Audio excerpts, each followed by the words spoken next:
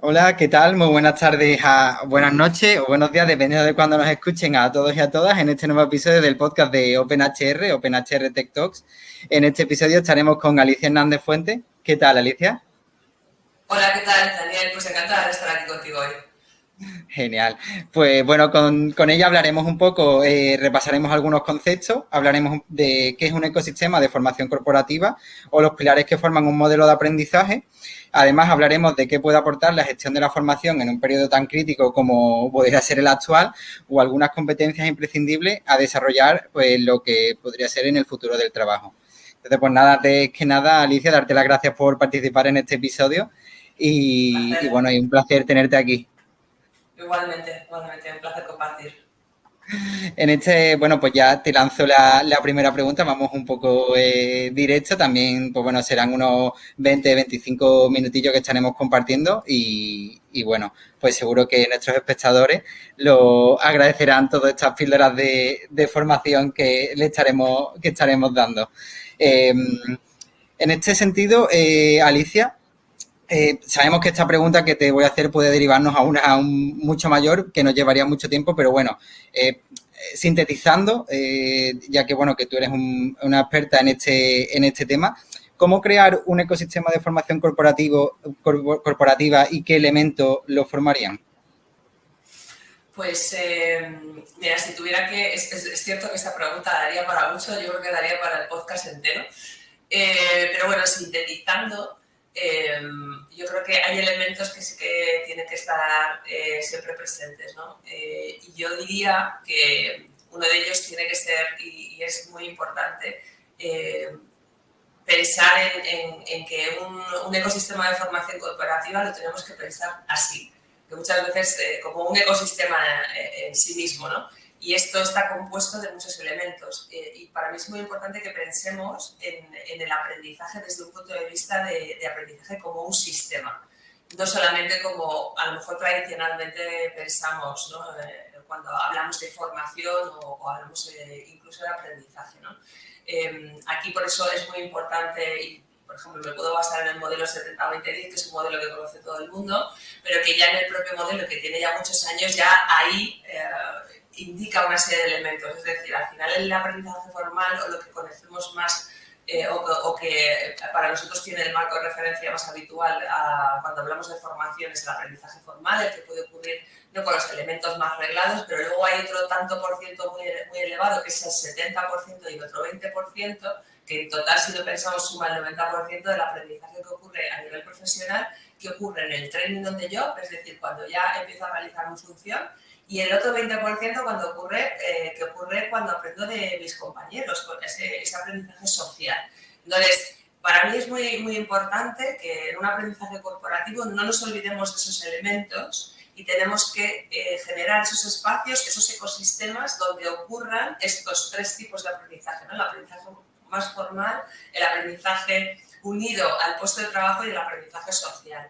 Luego también es muy importante, y ya estamos cada vez más los expertos en aprendizaje en esta línea, poniendo al empleado en el centro y pensando en cuál es su experiencia desde que contacta con cualquier tipo de recurso de aprendizaje, cuando hace el onboarding, cuando recibe una convocatoria, es decir, toda esa experiencia que hay alrededor del aprendizaje, cuidarla mucho y poner al empleado en el centro, que además tener en cuenta también que el cerebro humano como mejor aprende es cuando hay una emocionalidad positiva alrededor de las experiencias de aprendizaje, concebirlas como tal, como experiencias de aprendizaje. Y para mí un elemento básico que no debe faltar es una tecnología potente. Ahora, obviamente, todas las empresas nos estamos, ¿no?, transformando, unas con mayor velocidad que otras, pero al final la tecnología siempre tiene que estar ahí como ese medio, nunca como un fin, pero sí como ese medio que facilite. Entonces, tener una potente tecnología alrededor del aprendizaje en plataformas, pero también que nos faciliten datos para analizar y para saber qué funciona, qué no funciona. Entonces, para mí, básica, digamos en la base de esta pirámide, tendríamos que tener una potente tecnología y una toma de decisiones basada en datos. La verdad que es muy interesante lo que comentas, sobre todo porque además hay dos conceptos que yo subrayaría un poco, que es el concepto de la experiencia del empleado y un poco también lo que has comentado de, bueno, de People Analytics, podríamos comentarlo también en ese Sí, sentido. sí. Realmente son tal vez los dos cambios más importantes que se han dado en los últimos tiempos, digamos, en recursos humanos en general, pero que también lo estamos viendo en formación, como estás comentando tú en ese Sí. sentido, claro. Sí, sí, sí, enfocarlo ya te comento, Daniel, desde un punto de vista no solamente del aprendizaje formal, de lo que a lo mejor tenemos todos también en la cabeza, que son los cursos o los programas más reglados, sino pensar desde un punto de vista muchísimo más holístico. Y eso lo podemos hacer cuando tenemos también una tecnología potente que nos permite personalizar a las necesidades concretas y los skills concretos que necesita cada uno de los empleados y con una potente información basada en datos, efectivamente, People Analytics, para poder reconducir y reconstruir todo esto. Y estar en proceso de mejora continua, obviamente. Sí, además es justo un poco la clave también de algo que también has comentado, es la unión ya holística, como estás comentando, entre formación, desempeño, selección, onboarding, digamos que todo al final es uno para conseguir fidelizar, atraer en ese sentido al empleado también y bueno, y motivarle, ¿no? En ese sentido que yo creo que es el gran problema un poco de recursos humanos, ¿no? La gran clave. Y bueno, la verdad que lo que estás comentando tú va un poco en ese sentido y es el gran objetivo, ¿no? En ese punto, claro. Sí, sí, sí, sí. Pues sí, bueno, en otro orden de cosas, pues bueno, la segunda pregunta que te quería lanzar un poco desde aquí era, bueno, independientemente del sector donde nos movamos, bueno, que supongo que habrá diferencias, está claro, entre, no va a ser lo mismo si estamos hablando de un sector de hostelería que de sector de cualquier tipo, ¿no? Pero, ¿cuál señalarás tú que es la competencia más importante a desarrollar y danos alguna clave para hacerlo en ese sentido? Bueno, esta pregunta ¿no? Es la pregunta al millón, ¿no? ¿Qué competencia sería la más? A ver, y yo lo tengo claro porque también soy una apasionada del tema del aprendizaje y ahora te diré, pero en líneas muy generales yo te hablaría de las mal llamadas soft skills, porque bueno, todos conocemos la diferencia entre hard skills y soft skills. Siempre cuando hablamos de hard skills hablamos de las competencias más técnicas y parece que como que las suaves son las otras, ¿no? Y yo Menos diría que importante. para mí, efectivamente, o parece que son menos importantes, para mí directamente son las más importantes porque ahora mismo, precisamente lo que comentabas tú, ¿no? Con todos los cambios que estamos viviendo, al final esas competencias son las que realmente nos están ayudando a abordar estos periodos de cambio constantes en los que vivimos y que vamos a vivir en esa línea a partir de ahora. Es decir, que no parece que la cosa vaya a cambiar mucho, sino que al revés, vamos a ir cada vez más a cambios más rápidos, ¿no?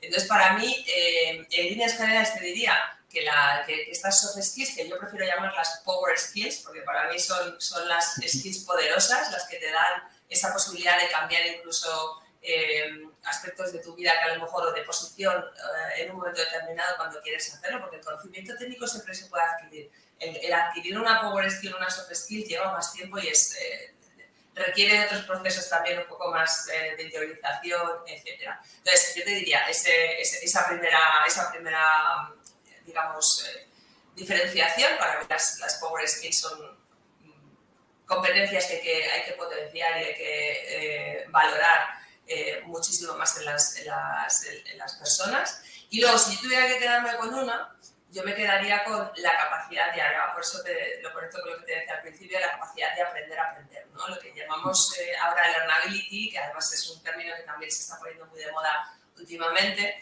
y para mí es esa capacidad de aprender, pero no solamente por el aprender, sino porque esté conectada con tu motivación y que te permita aprender lo que necesites para seguir desarrollándote profesionalmente. Es un término curioso, además el learnability, que no sé si tú lo sabes, viene del tema, o sea, viene del mundo del software, como el Agile y todas estas nuevas formas de trabajo.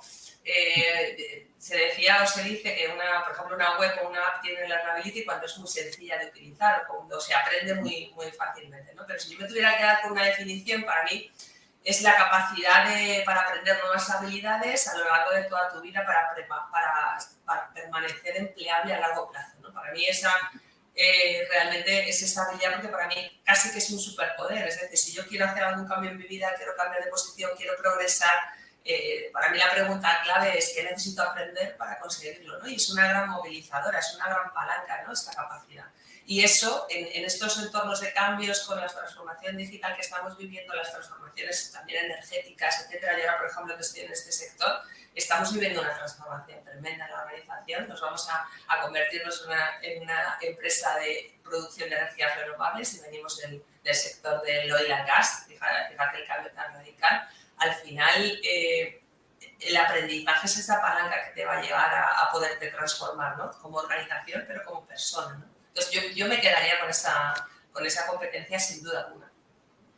Curioso lo que contaba. La verdad que no lo conocía de dónde venía ese término, así que bueno, algo nuevo que siempre aprendemos y bueno, para eso también estos podcasts con profesionales de recursos humanos, en este caso del mundo de la formación, para bueno, también seguir aprendiendo. Bueno, cambiando un poco ya el tercio, un poco yendo a la parte más corporativa directamente con respecto a tu empresa y a tu puesto de trabajo en ella, pues bueno, ¿cómo crees tú que está gestionando CESA desde el punto de vista de la formación un periodo tan crítico como el que vivimos actualmente con guerras, problemas respecto a la energía, bueno, todo este tipo de confusión y caos en el que parece que vivimos últimamente?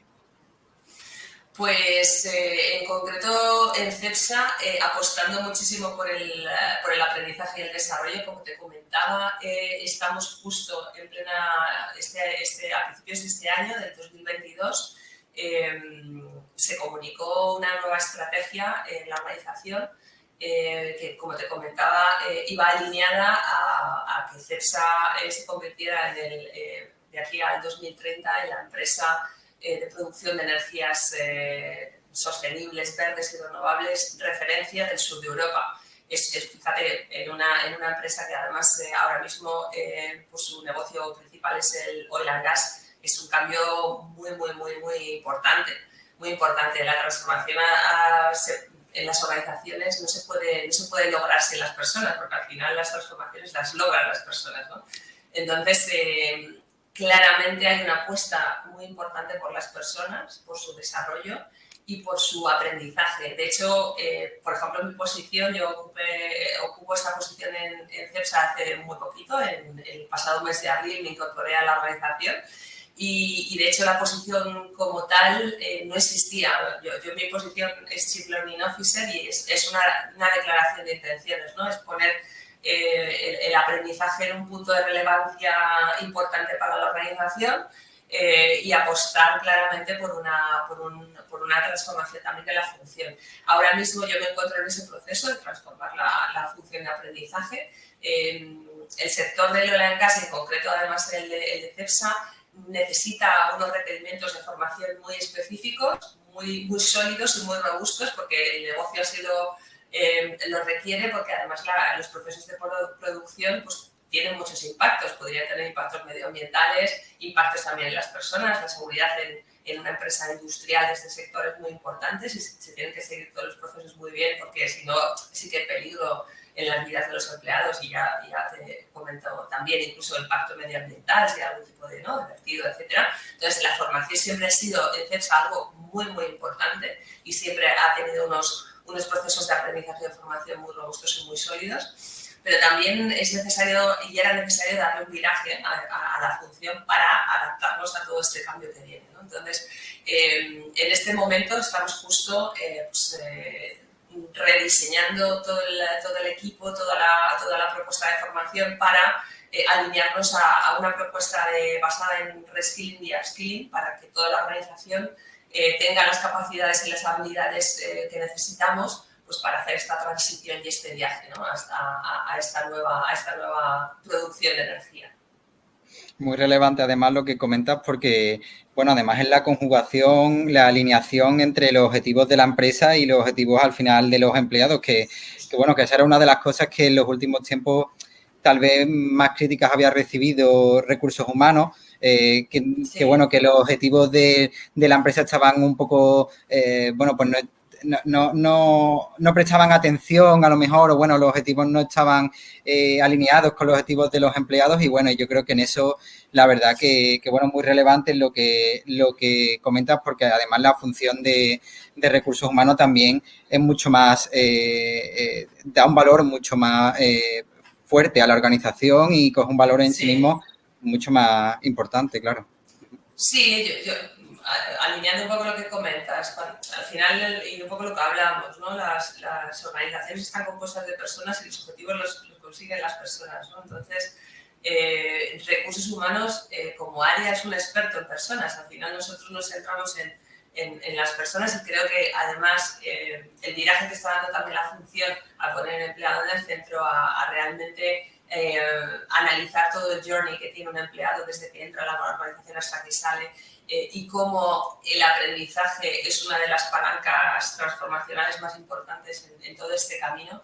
Es algo que yo creo que muchas organizaciones ya están desde hace mucho tiempo, pero sí que, por ejemplo, el tema de la pandemia ha sido un acelerador, ¿no? Y ha sido también un visibilizador de lo importante que es la función de recursos humanos para que esto ocurra, ¿no? Porque muchas organizaciones en la época de la pandemia estaba el CEO y el director de recursos humanos mano a mano planeando un poco la estrategia, ¿no? De cómo se... Entonces yo creo que esto a veces cosas un poco no muy deseables, como es que ver con una pandemia, pues también ayudan y impulsan o aceleran procesos que a lo mejor no en todas las organizaciones estaban exactamente igual de equilibrados. Pues sí, muy interesante lo que estás comentando.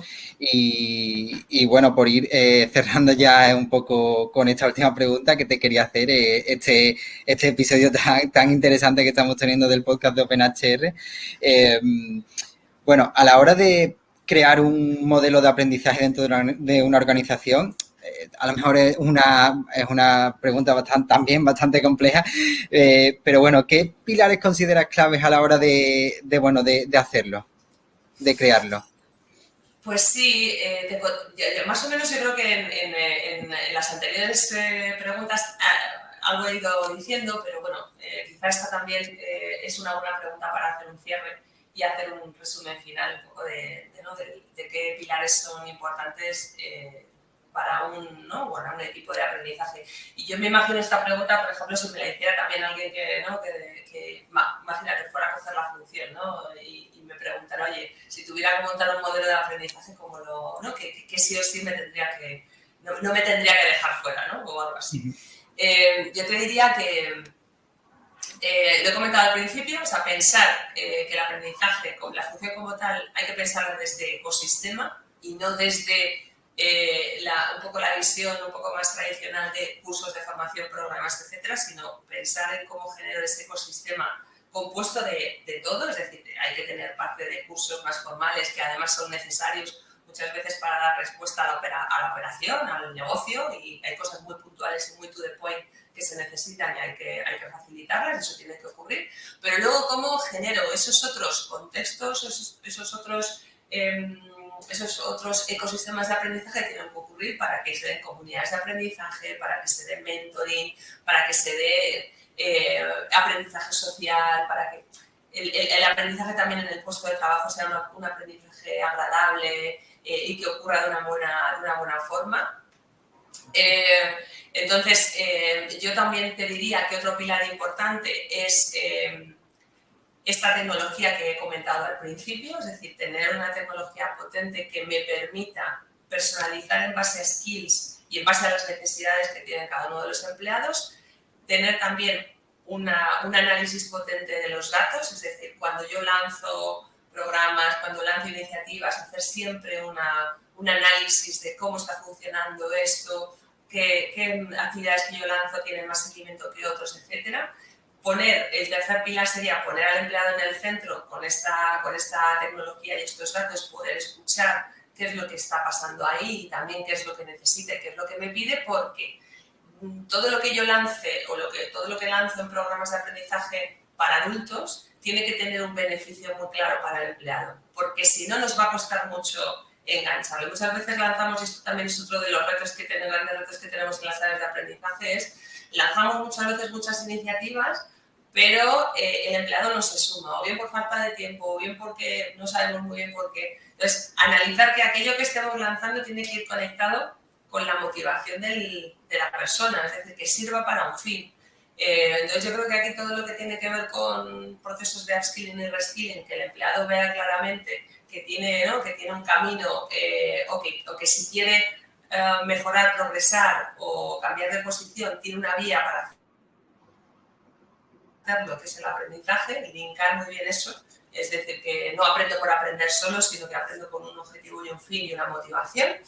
Y luego también vincular mucho a las unidades de negocio en este baile, por decirlo así. Porque al final las áreas de negocio son las áreas, y digo las áreas de negocio como las áreas técnicas, de que todo lo que no sea per se el área de recursos humanos, el conocimiento técnico lo tienen ellas. Entonces, yo creo que hacer un partnership potente donde ellos se responsabilicen del conocimiento técnico, tengan protagonismo, les hagamos visibles y sean dueños también de estas comunidades de aprendizaje que hablábamos antes, es algo básico y súper necesario. Es decir, no es un tema, el aprendizaje corporativo no es un tema solo de recursos humanos, es algo que engloba a toda la organización. Y es bueno que cada parte de la organización tenga su rol relevante e importante dentro del proceso. Entonces, toda esta parte del conocimiento técnico, poner en valor al empleado, al experto, al área y vincularlo también, pues para que lo que hagamos realmente tenga un impacto en el negocio. Y vincularlo, obviamente, que esté vinculado a la estrategia y a los objetivos, por supuesto. Desde luego. Pues genial, Alicia. Muchísimas gracias por... ya se nos acaba un poco el tiempo. Muchísimas gracias por haber estado con nosotros en este episodio. Seguro que nuestros espectadores habrán disfrutado tanto bueno, con esta charla como, bueno, como yo realizándola y aprendiendo. Así que nada, pues muchísimas gracias a ti y nos vemos pronto.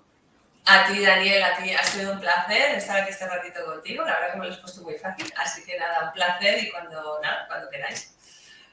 Un abrazo. Muchísimas Y a gracias. todos los que nos están escuchando, cuidaros mucho. Hasta luego.